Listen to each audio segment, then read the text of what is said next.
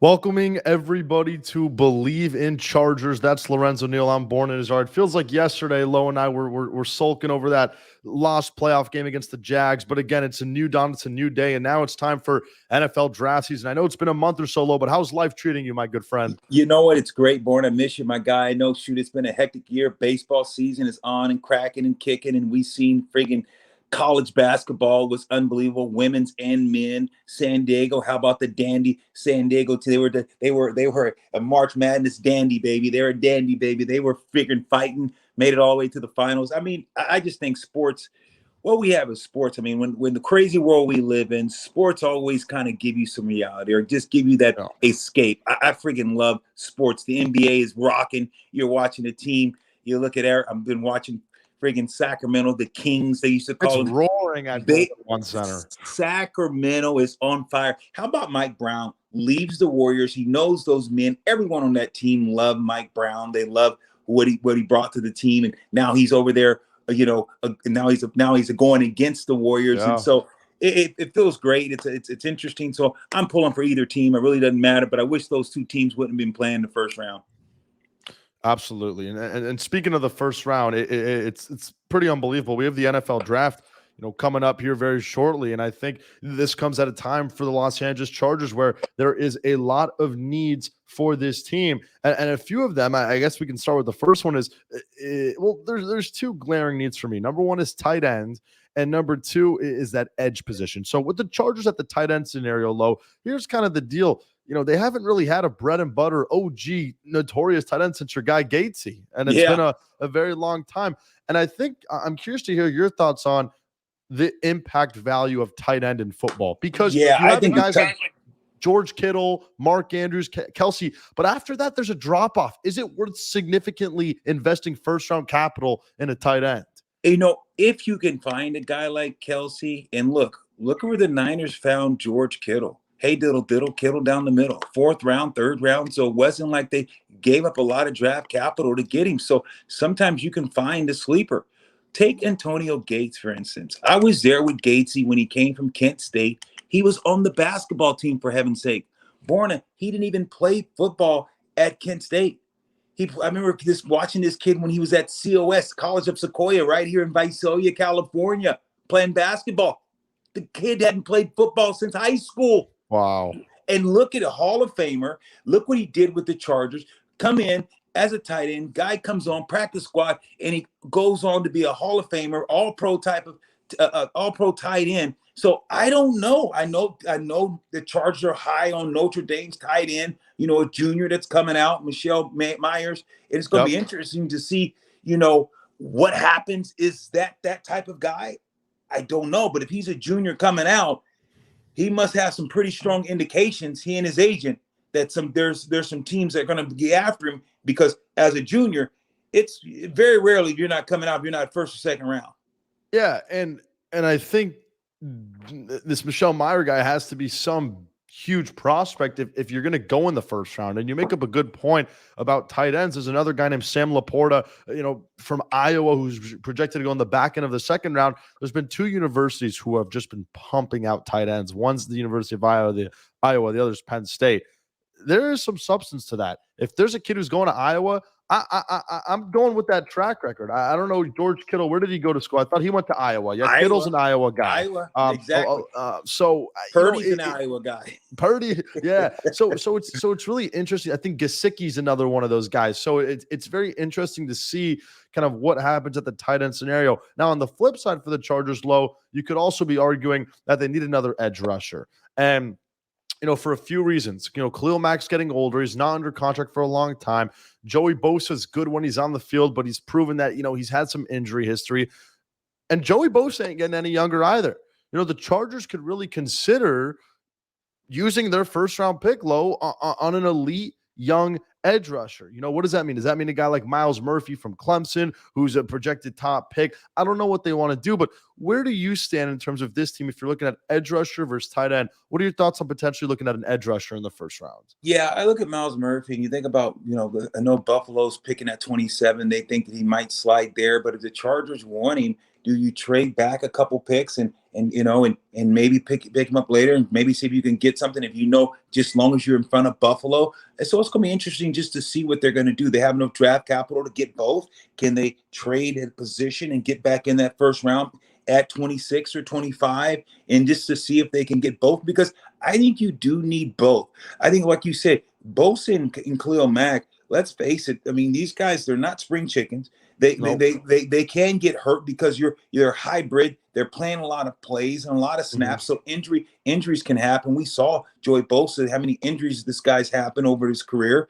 He's really good on third down, but you want to make sure you have some guys and don't fall off, So I think that you could use both. And a tight end, let me tell you about a tight end. A tight end is a quarterback's best friend. He's that chain mover. He's that guy that's going to get that first down, get to the sticks and sit down and be that type of, offensive weapon. And you also want him out in space that he can run. So when he takes that first step, the linebacker has to move with him. And now he can reach him and block him to set up the zone for zone runs. So a tight end, if he's a good pass route runner and he's has a little weight in his ass and he's got a little something in his back pocket he can sit down and pass block too, it's hard to find tight ends like that because when you are like a Kittle, what makes Kittle so good is his quickness off the ball, and he can release. And because he's so quick off the ball, it makes him a good blocker because teams don't know if he's going out for a pass, if he's not going to run blocking you, because you don't want to get reached. So you take that step. So he doesn't have those huge kind of collisions. So if you have that type of tight end,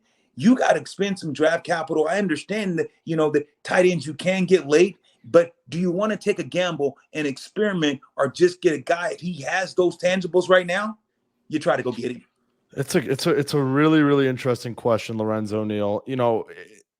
I think a lot of Charger fans would be questioning if they took a tie in the first round, but I think you just hope they can hit. And there's another guy, Dalton Kincaid, who's at the University of Utah. There's a lot of, star-studded tight end talent at the top of this draft, and even on day two. One thing we know is this: with the day and age of the National Football League, teams are going to be reaching for quarterbacks very early on in the draft. What does that mean? That means it moves a lot of good players down a notch, down 2 notches, down 3 notches, because you already know who's going to get picked before the Chargers. You already know CJ Stroud is. You already know Bryce Young is. You already know Anthony Richardson is, right? You probably know Will Levis is, right? There's probably 4 or 5 quarterbacks that are going to be taken before the Chargers even pick. So when you're really looking at it, the Chargers are picking 21st, but they're pseudo really picking like 16th or 17th because they're not in the quarterbacks market. So I think it's really interesting to see who they're going to take. A lot of people argue, and a lot of people question Tom Telesco when he was drafting, is what are the Chargers going to do in terms of addressing their wide receiver position? Keenan Allen is not an explosive playmaker, but he is a chain mover, and he's so important. Mike Williams, sure, he gives you that 50-50 contested catch ball, but he doesn't, blow the socks off the defense, right? He's not a barn burner. He's not going to get behind the last line of defense. The Chargers potentially could be looking for somebody who can be that explosive playmaker, right? That Chris Olave, that Jameson Williams, right? That, that Garrett Wilson that we all saw in last year's draft. But those are risky, low, because those are risky guys. You never know if you're going to hit on those picks. But if you do hit on those picks, oh my goodness, it's going to make this offense that much scarier. But look, it's tough because there's a lot of positional needs, right, for this team on an offensive standpoint. But you could have argued that the problem was defensively as well. So put on your GM thinking cap here. What do you want to do with the 21st pick in round 1? Yeah, I'm looking, and I know that looking at Darrell Washington, Georgia tight end, here's another guy that's big, run block, do some of the things. Can know the Bengals have shown interest, and they're talking about that's where he might fall to. It's a 28th pick. So like you said, I think that there's going to be a plethora of tight end, but another junior. So this goes to show you there's some talented juniors that are in this draft, especially at the tight end position. For me, it's like, hey, look, how do you build and how do you win? You win football games in the trenches. That's why you're talking about elite pass rushers. You're talking about offensive line. And a tight end is an extension of the offensive line. You want someone that's going to be able to reach guys, be able to block, run block. I look at this team. They do have to be more physical and more consistent in the trenches, offensively and defensively. You saw the ineffectively running the ball. Eckler's an edge runner. Eckler's great out in space. Don't know if he's coming back. There's a lot of unknowns. So do you have what you need? Your tackle was hurt. Your offensive line they struggled at times. So I look at this team. I'm the GM, looking at the GM. For me, I'm building in the trenches. I'm going to continue to get better in the trenches because I don't know if I have my offensive line or my defensive line solidified because you Interesting. have lost some players. That's very interesting. And you take a look at the interior defensive line for the Chargers. Sure, they were able to re-sign someone like Morgan Fox, but listen, Austin Johnson, Ogbania, they're both coming off significant knee injuries. Braden Fajoko left the Chargers, so that's a really interesting point. It's like it's not sexy, but the interior defensive line is thin, and Very thin. and what did Lowe and I talk about all offseason? The inability to stop the run. We've been talking about that for 2 years. Has been detrimental to this football team. So I know it's fun to mock draft Bijan Robinson. I know it's fun to mock draft Michael Mayer, but those guys aren't going to help us from pulling our hair when we're allowing 6 yards per carry late in October, right? And but this is something that is very tough because it's not a sexy pick, but it's very important that they hit on this pick. They tried that hit with Jerry Tillery. Unfortunately, it didn't work out for the kid. Not his fault, lots of reasons, but you're hoping that you can find a guy who can just be a menace and just eat up the run. Take a look at what Cameron Hayward has been to the Pittsburgh Steelers over the last decade. And as he got older, what did he do? He even developed a nice pass rush as he got older. But the reason no one ever talks about Cam Hayward is because he's just getting paid a ton of money and stopping the run all the time. You want somebody that you don't even think about, and he's just there for 12 years. Amen.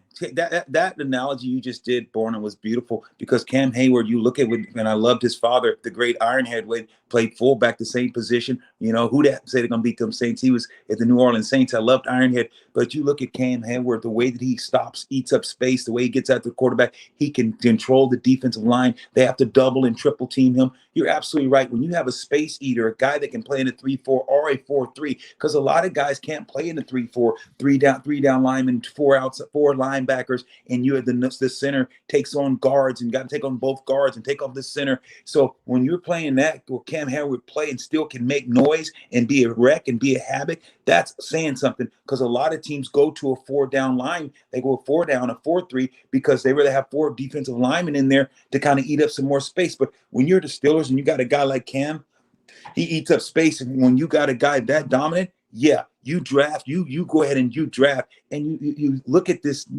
Charger team. If there's a guy that's like that, and if there's a guy like that, you go after taking. Even if you look at the offensive tackle, you look at, Darryl Wright, with Tennessee, offensive tackle, big, get after it, physical. I look, now you really do. Now you solidify your 2 tackles and you have them for, 2 staples, 2 anchors on the, to protect Justin Herbert. So either way with me, I just can't miss. I just don't think the Chargers can't miss. If you're going to go interior line, offense or defense, you cannot miss because you were atrocious last year. Inconsistency in the run defense and running the ball offensively. You were inconsistent, so you cannot miss. Telesco and this staff cannot miss if they go interior lineman or offensive line. Absolutely. There's a name, Isaiah Foskey out of Notre Dame. He's probably a guy mocked to the Chargers, potentially taking him in the interior defensive line. But who are the Chargers going to take? I think last but not least, you can argue that the interior offensive line potentially needs help. We obviously know Slater's going to be at left tackle. Jamari Salyer, the 6th-round pick out of Georgia, was arguably better than Zion Johnson, the 1st-round pick out of Boston College for the Chargers. Corey Linsley, Zion Johnson, Trey Pipkins. But they do need a backup center behind Linsley, and they need some more depth at guard to compete with Brendan Jaimes for the backup swing job. It's probably not a day 1 pick, obviously, but these are important holes. Teams win the draft not on their day 1 pick, but teams win the draft from their day 2 picks, their day 3 picks. Take a look at what Pete Carroll and Snyder did with the Seattle Seahawks this year. They made the postseason because they basically hit on every single one of their picks in last year's draft. Every single one of their picks, they hit. Those pieces were integral in it taking them to the postseason. Sure, Geno Smith was good, but their rookie tackles were protecting Geno Smith that they hit on the 4th round, the 5th round. They got that corner, I forgot, Trayvon Mullen or something that they hit on. So the draft is such an important time that we get so obsessed with the 1st round. But the beauty of the National Football League is it's not like the NBA draft where you can find stars really in the 2nd round, but you can find stars in the 2nd round, the 3rd round, the 4th round, the 5th round in the NFL. So I think scouting departments really, really win here. And that's why you see teams like Kansas City, they get Chris Jones, they find all these guys, they become franchise cornerstones. So it's going to be imperative that the Chargers are able to do so. Low, I mean, besides that, it hasn't been too crazy of an offseason. There hasn't been a ton of free agent action for the Chargers. We talked about this last time. They signed Eric Kendricks, right, to kind of manhandle the linebacking position in the middle there. But what are your general thoughts, as a Charger franchise right now? I want to hear your thoughts actually on this with Jalen Hurts and his new contract. He signed a 5-year, $255 million deal, right, with a $175 guaranteed. Where do you see kind of the Justin Herbert contract talks going? Because that's basically the bar, and I'm sure Herbert's going to want something very similar to that. Yeah, I think that Herbert had to wait. I think you wait till the dust cleared and see what he was going to get, and that's good that he got a runner-up Super Bowl and he got good money. Jalen Hurts got good money, a lot of guarantee, and it's only a 4 or 5 year deal. So he's young. He's going to come back to the table before he's even 30 years old. So when you look at his contract, that's good money for what he did. Rich's contract for his amount of time. I know Mahomes got $500 million, but it's 10 years. 10 years. So when you think about what he was able to do, and his agent, his first female agent to get a contract like that, kudos to them. So I think you are right. Now it's going to be interesting to see what happens to Lamar Jackson, because now Lamar Jackson, even though he was MVP of the league and some things that he's done, he hasn't been to a Super Bowl. He has the playoff yelps. So now we got to look, and now you look at Justin Herbert. So I think that these are a barometer that these two guys are going to have hurdles now trying to pass this. I don't think that neither one will get the money that he got, but he did get it's a good contract. So I think it's going to be put Justin and Lamar Jackson in a great place. It's going to be so interesting to see. I mean, I know we talk about the Chargers, but this Lamar stuff is getting so interesting. Oh my God. Because isn't it though? Tell me your take. I know this is a Chargers left, but you got to just give me everything that you know about. Tell me what do you think? And just bad agent, bad. He's getting bad. Well, he doesn't have an agent. That's I know the problem. Right. You think he should get an agent? Is he getting bad counsel? Whoever's helping him, someone's advising him. So here's the problem. The Deshaun Watson contract put a false illusion into Lamar Jackson's mind that was some normal contract. Deshaun Watson signed a 5-year, $230 million deal. Sure. But what was so significant about that contract was all $230 million of it was guaranteed money. No other big contracts like that. Lamar Jackson's going to the table and saying, listen, look, Deshaun got $230 guaranteed. I want $230 guaranteed. But even take a look at Jalen Hurts, who right now, if you were to ask GMs, they would take Hurts over Lamar Jackson. Right now, right? That's probably the case. Jalen Hurts signed a $250 million contract, but $80 million of that was not guaranteed money. So $170 million of that is going to his pocket. Now the rest has to be earned. So Deshaun got $60 more million guaranteed. The only reason Cleveland gave Deshaun that guaranteed money was because of this. They had a Super Bowl team. They had to get rid of Baker Mayfield, and they were desperate. They were desperate for a quarterback, and they got Deshaun Watson. But Lamar Jackson can't go to the negotiating table and be like, listen, I want Deshaun Watson's guaranteed money after what happened with the Jalen Hurts contract. That loses Lamar's leverage. I think Lamar Jackson at best can get what Jalen Hurts got, and I don't think he will. So, and he's getting hurt a lot. He gets hurt a lot. Jalen Hurts doesn't get hurt. So, I think Lamar Jackson, at the end of the day, listen, if you're that good, which you are, get the big deal and just get paid again when you're 29, bro. Like, do you think he stays in Baltimore? Do you think it's do you think now, since he sees where Jalen Hurts at, do you think could his agent, he's got 1 week left, do you think any team jumps if he changes the way he's thinking, his thought process? If there's any suitors, who would it be? If you had to name a couple teams, you say, look, he could fit that mold, and it would throw this draft into a tailspin. What would be 3 teams? I'll give you my 3, and you can think about it, and I'll give you can give me yours. Mine would be the Indianapolis. I think with that running game and the offensive line that they have, I think you put them in there. They're instant AFC competitor. No, if they're competing. The defense with DeForest Buckner and the guys they have, you put Lamar Jackson with that run game, that offensive line, those road graders, how they are, I think that's one. Give me one of yours. I would go the Atlanta Falcons. It makes a ton of sense schematically. They literally tried to do it with Marcus Mariota. They took Desmond Ridder last year in the 3rd round. Didn't really look good. Literally exactly what they want in a quarterback. Desmond Ridder trying to be with Lamar Jackson. Mariota similar.